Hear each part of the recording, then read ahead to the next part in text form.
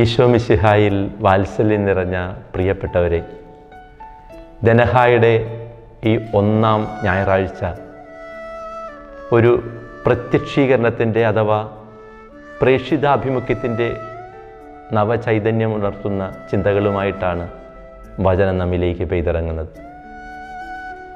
എന്താണ് സംഭവിക്കുന്നതെന്ന് നമുക്കെല്ലാവർക്കും മനസ്സിലാക്കാവുന്നതേ ഉള്ളൂ. ഒരു കാര്യം നമ്മൾ തിരിച്ചറിഞ്ഞ് അത് അനുഭവിച്ച് അതിൽ വളർന്നു കഴിഞ്ഞാൽ ആ കാര്യം മറ്റുള്ളവർക്ക് പകർന്നു കൊടുക്കുന്നത് നമ്മുടെ എല്ലാവരുടെയും ശൈലിയാണ്. ഉദാഹരണത്തിന് ഒരു ബാബു ചേട്ടനെ എനിക്കറിയാം. അദ്ദേഹം ഡി അഡിക്ഷൻ സെൻറ്ററിൽ പോയി ജീവിതം മെച്ചപ്പെട്ടതിന് ശേഷം അദ്ദേഹം നെട്ടോട്ടോടുകയാണ്.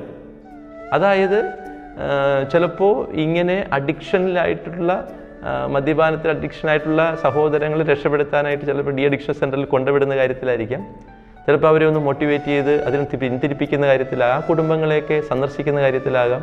എന്തായാലും താൻ അനുഭവിച്ച ആ സ്വാതന്ത്ര്യം മറ്റുള്ളവർക്ക് ലഭിക്കണമെന്ന വലിയ ബോധ്യത്തോടും ആഗ്രഹത്തോടും കൂടി ഇങ്ങനെ പോകുന്ന മനുഷ്യരുണ്ട്.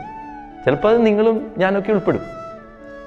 ഞാൻ മലയാറ്റൂർ കുരിശുമടിയിലായിരുന്നപ്പോൾ ഞാൻ ഓർക്കുന്നുണ്ട്, ഈശോയുടെ അനുഭവവും സമാധാനവും ശാന്തിയൊക്കെ അത്ഭുതങ്ങൾ പോലെ കിട്ടിയത് അവർ മറ്റ് ഇതര വിശ്വാസത്തിലുള്ളവരെ പോലും കൂട്ടിക്കൊണ്ടുവന്ന് ഈ ഒരു അനുഭവത്തിലേക്ക് എത്തിക്കാൻ. ചിലപ്പോൾ നമ്മളിലൊക്കെ ചിലപ്പോൾ ഒരു ധ്യാനത്തിന് പോയിട്ടോ ഒരു ഇടവകയിൽ കുർബാനയ്ക്ക് പോകുമ്പോഴോ അല്ലെങ്കിൽ നമുക്ക് അനുഭവിച്ച ഈ നന്മകൾ മറ്റുള്ളവർക്ക് കൊടുക്കണമെന്ന് പറഞ്ഞ് ഇങ്ങനെ നടക്കുന്നത് കണ്ടിട്ടുണ്ട്. ഇതിനെയാണ് പ്രേക്ഷിതാഭിമുഖ്യം എന്ന് പറയുന്നത്. ഇത് വേറെ ഒന്നുമല്ല, ഇന്നത്തെ സുവിശേഷത്തിൽ വളരെ കൃത്യമായിട്ട് സൂചിപ്പിക്കുന്ന ഒരു ഭാഗമാണ്. പീലിപ്പോസ് ഈശോയെ കണ്ടു, ഈശോയെ അനുഭവിക്കുന്നു, ആ ഈശോയിൽ വളരുന്നു. എന്നിട്ട് ഈ പീലിപ്പോസ് നഥാനയേലിനെ ഈശോയിലേക്ക് നയിക്കുക. ഈ ചരിത്രം സത്യം പറഞ്ഞാൽ ആരംഭിക്കുന്നത് സ്നാപയോഹന്നാനിലാണ്. യോഹന്നാൻ്റെ സുവിശേഷം 1-ാമത്തെ അധ്യായത്തിൽ, അതായത് ഇന്ന് വായിക്കപ്പെട്ട സുവിശേഷ ഭാഗത്തിൻ്റെ തൊട്ട് മുമ്പിലുള്ള കാര്യങ്ങളിലേക്ക് കടന്നാൽ നമുക്കിത് കൃത്യമായിട്ട് മനസ്സിലാവും. 19-ാമത്തെ വചനം മുതൽ സൂചിപ്പിക്കുന്നത് ഈശോയെ ദൈവസാന്നിധ്യം മനസ്സിലാക്കുന്ന സ്നാപയോഹന്നാനെ കുറിച്ചാണ്.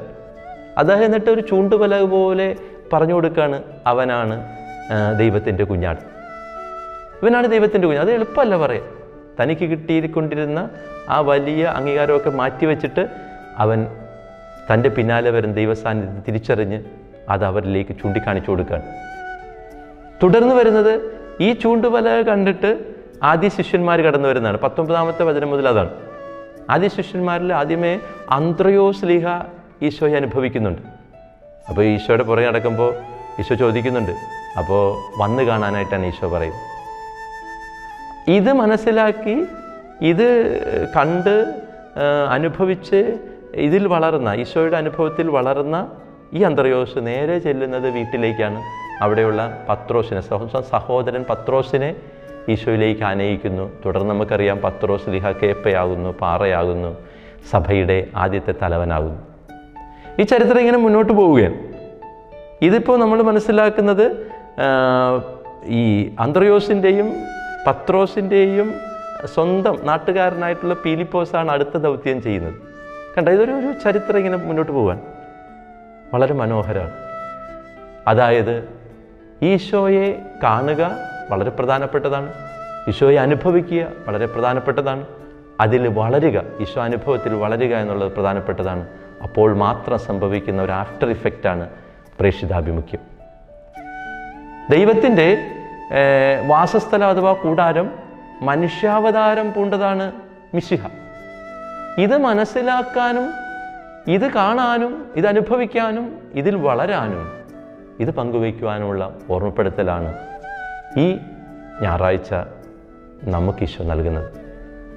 എന്നിട്ട് സംഭവിക്കുന്നത് നമുക്കെല്ലാവർക്കും അറിയാം. നഥാനയേൽ ഈശോയെ അഭിമുഖീകരിച്ചിട്ട് പറയുന്നുണ്ട്, റബി, അങ്ങ് ഇസ്രായേലിൻ്റെ രാജാവാണ്, അങ്ങ് ദൈവപുത്രനാണ്. അതെ, നമ്മൾ നയിച്ചവർ കൂടുതൽ ദൈവാനുഭവത്തിലേക്ക് കടന്നു വരും, അത് വരുന്നു എന്ന സൂചനയാണ് നമ്മൾ കാണുന്നത്. പ്രിയപ്പെട്ടവരെ, നമ്മൾ വിശ്വാസം സ്വീകരിച്ചതും ഈശോയെ കണ്ടതും അനുഭവിച്ചതും വളർന്നതൊക്കെ പല വഴിക്കാണ്.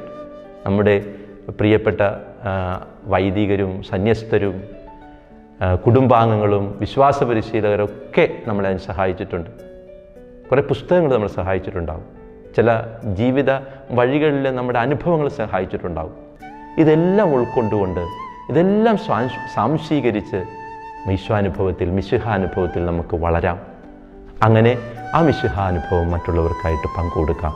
അങ്ങനെ ഒരു സ്നാപക യോഹന്നാൻ ഇഫക്റ്റ് അഥവാ അന്ത്രയോസ് ഇഫക്റ്റ് അഥവാ പീലിപ്പോസ് ഇഫക്റ്റ് എന്നിലും നിങ്ങളിലും സംഭവിക്കട്ടെ. അതിനുള്ള കൃപാവരങ്ങൾ ഇന്നത്തെ വിശുദ്ധ ബലിയുടെ യോഗ്യതയിൽ നമുക്ക് എല്ലാവർക്കും ലഭിക്കട്ടെ. നമുക്ക് ഈശോയെ കാണാം, ഈശോയെ അനുഭവിക്കാം, ഈശോയിൽ വളരാം. ഈശോയുടെ ഈ സാന്നിധ്യാനുഭവം മറ്റുള്ളവർക്കായിട്ട് സ്നേഹപൂർവ്വം പങ്കുവെച്ചു കൊടുക്കാം. അതിനായി ഈശോ നമ്മളെല്ലാവരെയും സ്നേഹപൂർവ്വം തൊട്ടനുഗ്രഹിക്കട്ടെ. ആമേൻ.